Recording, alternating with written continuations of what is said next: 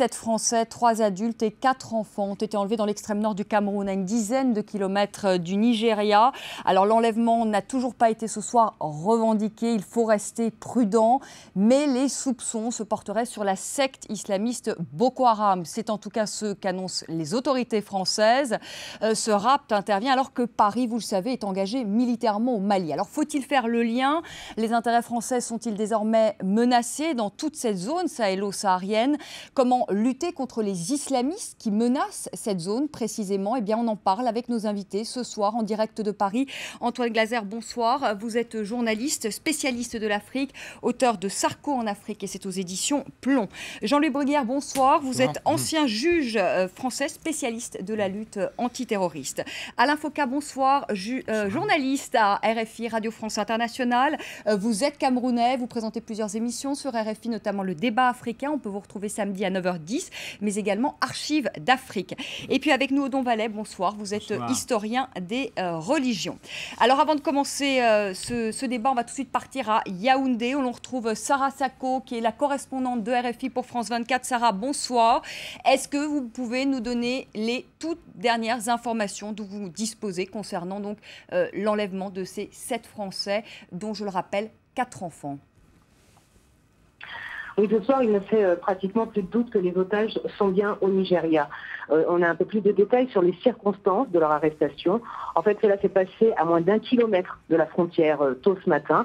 Leur véhicule a été retrouvé embourbé dans la rivière, à l'endroit justement où elle longe cette frontière. Mais surtout ce soir, des témoignages font état d'Européens accompagnés d'hommes en moto côté nigérian. D'après ces sources, les motos se sont en effet arrêtées pour se ravitailler dans un tout petit village nigérian. Témoignage du chef de ce village et de plusieurs de ses habitants qui nous ont été rapportés il y a quelques minutes. On sait également que la famille, il s'agit d'une famille expatriée ici au Cameroun, dont l'un des membres travaille pour GDF Suez. L'entreprise a confirmé ce soir l'enlèvement d'un de ses collaborateurs. Et la famille compte, vous l'avez dit Vanessa, 4 enfants en bas âge, des enfants de moins de 12 ans. Sur les ravisseurs, en revanche, pas plus d'informations. La piste Boko Haram est désormais clairement évoquée par les autorités françaises, également ici par de nombreuses sources au Cameroun.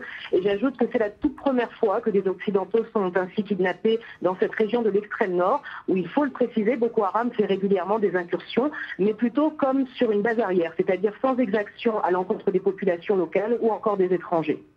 Merci beaucoup Sarah Sacco, qu'on retrouvera évidemment tout au long de la soirée sur France 24. Alain Foka, vous êtes camerounais, Sarah Sacco le disait à l'instant, c'est sans précédent un tel enlèvement au Cameroun. C'est sans précédent, personne n'aurait pensé à cette région-là, même si elle est frontalière au Nigeria.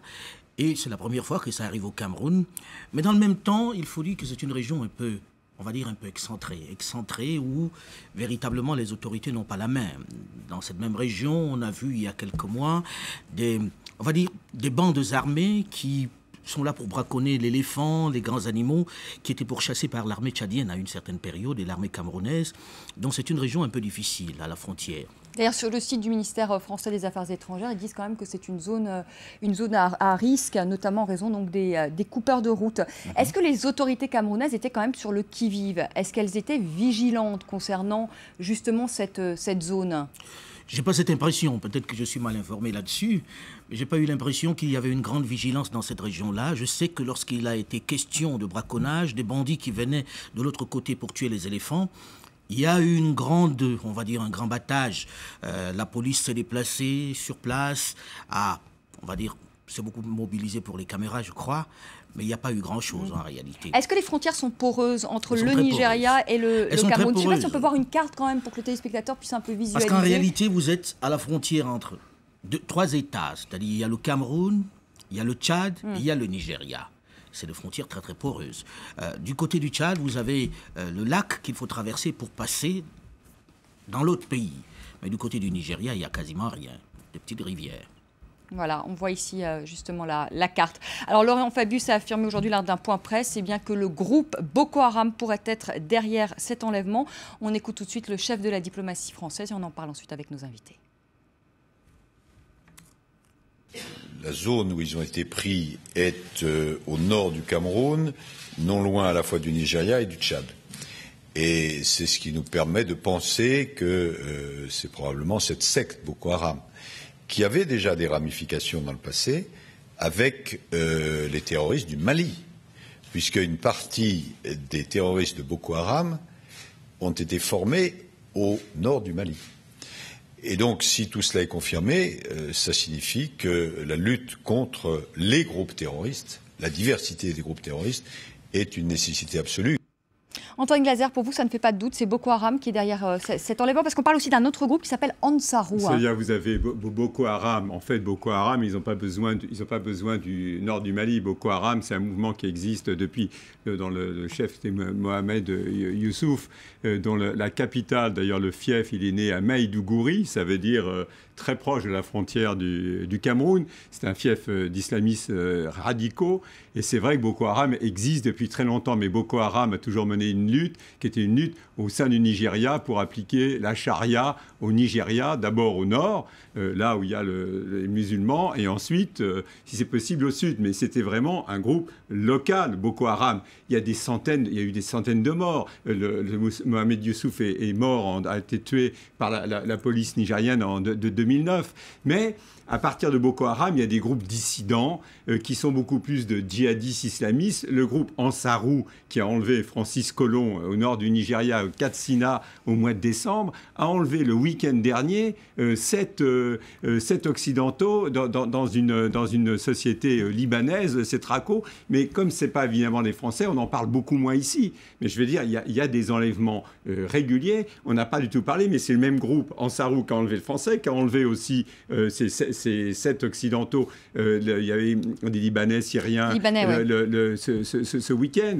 Alors, on peut supposer, mais je veux dire, on dit Boko Haram de cette façon-là, mais je veux dire, tout le monde sait que quand les gens de Boko Haram sont poursuivis au nord du Nigeria, ils vont souvent se réfugier au nord du Cameroun, au Niger et au Tchad. C'est toute cette région qui est en ébullition. C'est pas... Est-ce qu'il n'y a pas un risque? Parce que ce soir, on dit Boko Haram, mais en réalité, ceux qui sévissent, qui disent qu'ils sont des groupes islamistes, c'est des bandes armées, en réalité. C'est-à-dire des bandes armées qui prennent, on va dire, une franchise, en réalité, parce qu'aujourd'hui, ils savent que quand vous enlevez un occidental, non seulement vous faites parler de vous, mais en plus, il y a des chances que vous touchiez une rançon. Surtout si c'est la France qui paye les rançons. On aura l'occasion d'en reparler tout à l'heure. C'est ça qui rend les choses. Ce qu'il y a de nouveau quand même, c'est que les enlèvements au sud du Nigeria, on sait bien, c'est les enlèvements dans l'État du Niger. Là, c'est vraiment pour obtenir des rançons.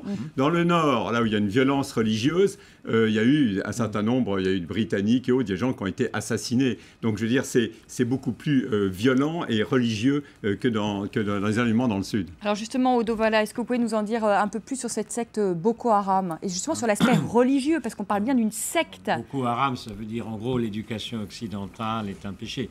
Alors c'est quoi l'Occident, hein? Pour eux, tout Européen est un croisé. Ce n'est évidemment pas vrai. François Hollande n'est pas un fanatique des églises. Maintenant, le Cameroun, vous avez eu les Allemands, ensuite les Anglais, les Français, mandat de la SDN, le Nigeria, c'est plutôt anglophone. Vous avez énormément de collèges, vous avez beaucoup de lycées français qui peinent à recruter en ce moment et qui ont de grosses difficultés financières. Vous avez des milliers d'enseignants, vous avez des milliers de coopérants culturels, des milliers de gens qui travaillent dans les entreprises, et ça risque là vraiment de porter atteinte, je dirais, pas seulement à l'influence française en Afrique, mais voir les Français rester chez eux. Si vous prenez l'avion à Roissy pour aller au Cameroun, au Bénin, au Burkina, c'est plein à craquer les avions. Plein à craquer. Ce sont des gens qui sont dans l'humanitaire, dans l'enseignement, c'est pas des capitalistes. Mais là, qu'est-ce qu'on va faire? Il ne faut pas céder à la panique. Il faut être prudent, mais il ne faut pas céder à la panique. Vous remarquerez une chose, c'est qu'il y a de plus en plus de Chinois dans cette région du monde. Ils sont pour rien dans le terrorisme, mais on n'a jamais enlevé un seul Chinois. Le vrai risque, c'est qu'à moyen terme, il y ait de moins en moins de Français, de moins en moins d'Anglais, et à ce moment-là, Boko Haram aurait gagné. Donc je crois qu'il faut garder son sang-froid. On a déjà vu au Mali que beaucoup de gens se demandent est-ce que je vais faire ma valise pour rentrer en France? Il ne faudrait pas que ça soit pareil dans ces pays. Bien sûr, au Cameroun... On peut comprendre la peur aujourd'hui des expatriés qui vivent sur place. Douala ou Yaoundé, c'est très loin. Mais en même temps... C'est à plus de 1000 kilomètres. Oui. On est en train de parler de quelque chose qui s'est passé, un peu comme s'il se passait quelque chose en Corse. En même temps... Et puis d'un coup, à Paris, on se dit... On est en train de vivre un grand danger en étant dans le territoire. Oui, mais il faut faire attention parce on est quand même assez loin. Hein. Les expatriés vont faire du tourisme dans ces parcs nationaux. C'est pareil dans les autres pays. C'est une des rares distractions. Ce sont des parcs magnifiques, beaucoup plus authentiques qu'en Afrique de l'Est et en Afrique du Sud. C'est une des rares recettes touristiques de ces pays.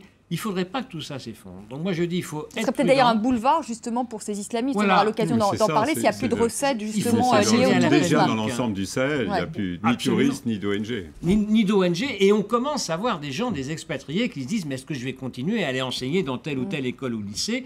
Il y a des écoles au Cameroun qui sont catholiques, il y en a qui sont de l'État français. Au Nigeria, il y en a plein qui sont anglophones, il y a des missions protestantes, etc.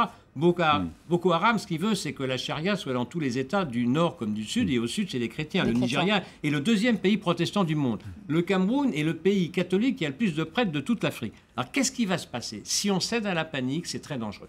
Soyons prudents, mais pas de panique. Jean-Louis Bruguière, je vais vous donner la parole, mais je voudrais avant ça qu'on parte au Nigeria. On va retrouver la correspondante de RFI pour France 24, Julie Vandal. Julie, bonsoir. Sarah Sako nous le disait, elle qui est à Yaoundé au Cameroun, nous disait tout à l'heure que d'après les informations qu'elle avait, eh bien, les otages pourraient se trouver à l'heure où nous parlons au Nigeria. Est-ce que vous pouvez nous confirmer cette information, Julie ? Eh bien oui, en tous les cas, les sources diplomatiques et sécuritaires françaises qui sont installées au Nigeria, avec lesquelles je me suis entretenue cet après-midi, me disaient essayer de localiser les otages. C'est une tâche difficile, car la coopération en fait, avec la police nigériane n'est pas très développée, contrairement à la coopération avec les pays francophones.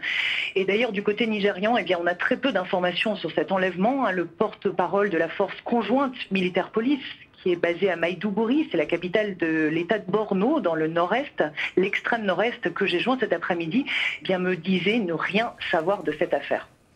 Merci beaucoup Julie Vandal en direct de Lagos. Jean-Louis Bruguière, François Hollande affirme que la France fera tout évidemment pour libérer les otages, fera tout pour que ces otages n'entrent pas au Nigeria. Apparemment, ils seraient ce soir au Nigeria. Qu'est-ce que la France peut faire aujourd'hui ? Est-ce que c'est dialoguer avec les ravisseurs ou est-ce qu'on peut imaginer une intervention commando ? La libération des otages est toujours une opération extrêmement difficile et je crois qu'on n'a pas donné de conseils parce qu'il n'y a pas beaucoup de moyens d'action, surtout dans un contexte actuel qui est un contexte extrêmement conflictuel où la France est engagée militairement au Mali. Donc je crois qu'il est difficile de spéculer à ce stade. Je voudrais faire revenir un petit peu sur ce qui a été dit parce que je partage bien évidemment une grande partie de ce qui a été dit. D'abord sur la terreur. La terreur, c'est précisément terroriser. Donc la première chose, c'est de résister à la terreur. Je crois que c'est un élément essentiel. C'est valable à l'extérieur comme en France. Je veux dire que la panique, bien évidemment, on joue dans les mains des terroristes. Mais ça veut dire quoi, résister à la terreur ? C'est-à-dire sur place ce que disait Odon Vallet, c'est qu'il ne faut pas fuir. C'est-à-dire substituer la peur irascible à la vigilance, voyez, par exemple, ou alors une gestion qui peut se faire à la fois par les autorités et par ceux-là même qui en sont les victimes. Alors, bien sûr, il y a ça se décline. Ce qui peut se passer au Cameroun n'est pas effectivement la même chose que qu'on peut faire en France métropolitaine. En France. Jean-Louis Bruguière, moi, ce que je voudrais savoir aussi, c'est est-ce que les autorités françaises ne donnent pas trop d'informations sur les otages ? On sait par exemple qu'ils travaillaient pour le groupe GDF Suez, ça a été confirmé ce soir. Les méthodes anglo-saxonnes sont quand même très différentes. On donne moins d'informations sur les otages. Est-ce que les autorités françaises ne s'avancent pas trop, ne donnent pas trop d'informations ? Est-ce que c'est pas... moi, je lis la presse anglo-saxonne. Généralement, je trouve plus d'informations dans la presse anglo-saxonne que dans la presse française. C'est beaucoup plus intéressant. Il y a même un groupe, des SAS britanniques qui sont intervenus au nord du Nigeria pour libérer un de leurs otages et qui a été tué. Donc je veux dire, c'est très compliqué. Est-ce que ça ne vient pas aussi du fait qu'il faudrait peut-être qu'on commence par là? Dès qu'il y a ce type d'enlèvement, il y a un battage extraordinaire autour de la question et en plus, on a pris l'habitude de payer des rançons. À partir du moment où on prend l'habitude de payer des rançons, les gens ils se disent ces Français sont des dollars sur pattes que l'on peut prendre à tout moment. Est-ce qu'au départ, on ne devrait pas s'interroger déjà sur la méthode de traiter ce type d'affaires? C'est-à-dire, on a enlevé quelqu'un, on n'entre pas en négociation avec des gens pour leur donner de l'argent parce qu'ils disent clairement qu'ils veulent de l'argent. Mais c'est intéressant ce que vous dites, Alain Foka, parce que je lisais aujourd'hui, selon le Intel Center Media List, qui est un centre américain de recherche spécialisé sur les questions de sécurité, eh bien la France serait le pays occidental qui a le plus de ressortissants pris en otage aujourd'hui dans le monde. Est-ce que c'est le fait, Jean-Louis Bruguière, justement, que la France paye des rançons? Ça, c'est un secret de... Non, mais si vous voulez, pour revenir globalement, d'abord, je crois qu'il y a un élément qui est important, c'est qu'au-delà de ce qui a été dit très justement sur Boko Haram, il y a eu une mutation qui s'est opérée en 2010-2011 par des liens entre Boko Haram et l'AQMI. Pas le Mujao, mais l'AQMI, et notamment Abu Zaïd. Donc il est certain que le groupe Boko Haram a été formé militairement par des camps et qu'il y a eu des connexions. On a suspecté certaines connexions avec les Chebab, mais ce n'est pas établi. Et donc, il y a eu un renforcement qui a été fait sur aussi un plan financier par les acquis de l'AQMI, et puis également les incidences donc, de l'effondrement du régime de Kadhafi et la libération d'un stock considérable d'armes qui alimentait donc le marché noir. Donc là, vous ne répondez pas trop sur la question des rançons. Des rançons, mais les rançons, c'est évident. Comment se finance l'AQMI? Elle se finance par des rançons, elle se finance également par le contrôle donc, du trafic de drogue et des armes et des cigarettes. Donc, notamment Marc Trévidic, sur notre antenne, disait qu'un otage français valait 5 millions d'euros. Oui. Je voudrais faire deux remarques. Une qui est un petit peu inquiétante, c'est le coût des motos. On n'avait pas tellement vu ça jusqu'à présent, c'était plutôt des pick-up. Là, des petites motos, il y en a partout dans ces pays-là, des 125 cm3 chinoises. Vous prenez votre petite moto, vous mettez votre casque intégral, ça vaut bien une cagoule, vous passez complètement inaperçu dans le trafic et c'est très difficile de détecter un terroriste potentiel. Ça, c'est un premier point. Deuxième point, faut faire attention. Il y a beaucoup de musulmans. Bon, le Nigeria, il y a une légère majorité de musulmans. Le Cameroun, il y a une forte minorité de musulmans. Les musulmans camerounais sont dans leur immense majorité pacifique, mais il faut faire attention qu'il n'y ait pas une propagande des djihadistes auprès de ces musulmans. Il ne faut pas qu'on confonde tous les Camerounais musulmans avec les terroristes. Politiquement, ce n'est pas facile à gérer. Parce que vous avez incontestablement dans cette région du monde une tendance de certains fondamentalistes à radicaliser leur position. Il ne faut surtout pas leur donner du grain à moudre. Antoine Glaser, est-ce qu'on peut espérer une bonne coopération entre le Nigeria et les autorités camerounaises parce qu'ils vont devoir travailler ensemble avec la France ? Franchement, on ne peut pas dire ça. Je veux dire, le Nigeria a été en conflit pendant très longtemps avec le Cameroun pour la région de Bakassi, région pétrolière qui est finalement revenue au Cameroun. On ne peut pas dire qu'il y a une grande coopération. Il faut dire que même le Nigeria, même en tant que Nigeria, a beaucoup de mal à lutter contre Boko Haram. On en parle peu ici, mais c'est des centaines de morts. Il y a, à Noël dernier, il y a encore je ne sais pas combien d'églises chrétiennes qui ont été attaquées. C'est incroyable. On dit, c'est vrai, je dis centaines, c'est des milliers de morts. Donc on n'en parle pas ici parce que le Nigeria est une ancienne colonie britannique. Mais les autorités nigérianes n'arrivent rien à faire contre ce groupe. Mais non, mais enfin, très franchement, il y a un vrai problème de sécurité, de gestion et autres. Autant le Nigeria, le président Jonathan Goodluck n'est jamais allé au nord du Nigeria, contrairement finalement à l'ancien président Obasanjo qui était allé à Maïdiguri. Lui, il était allé voir le beau-frère de ce fameux Mohamed Youssouf qui a été tué en 2009, qui était le chef de Boko Haram, pour essayer justement d'avoir des contacts pour négocier avec Boko Haram. Mais très franchement, ça échappe complètement au pouvoir central actuellement à Abuja. Vous pensez bien que la coopération entre le Cameroun et le Nigeria, ce qui a toujours été assez conflictuel, on imagine mal que ça se fasse dans ces conditions-là. Je crois que c'est au-delà de la coopération, parce qu'en réalité, dans ce cas-là, le Nigeria a besoin de coopérer avec le Cameroun s'il veut mettre un terme à, on va dire, à ces passages permanents. Je pense simplement que tous ces deux États sont un peu démunis face à ces groupes. On va faire une petite pause. Il est 19h29 à Paris. Nous sommes en direct. Dans un instant, le rappel des titres et nous reprendrons notre édition spéciale. À tout de suite.